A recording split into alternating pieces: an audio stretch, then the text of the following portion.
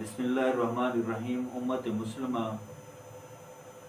سب سے پہلے اچھی امید اور اچھی سوچ رکھنی چاہیے، کیونکہ جیسا گمان ہوگا اللہ تبارک و تعالی ویسا ہی معاملہ فرماتے ہیں۔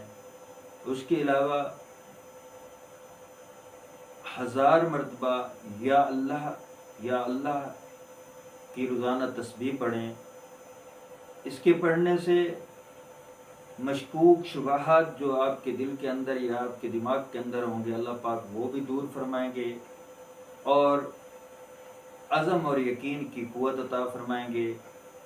اور اس کے ساتھ اگر کوئی لا علاج مریض ہے تو وہ باکثرت یا اللہ کا ورد جاری رکھے، انشاءاللہ تبارک و تعالی دعا بھی کرتا رہے، اللہ رب العزت اسے صحت کاملہ عاجلہ عطا فرمائے۔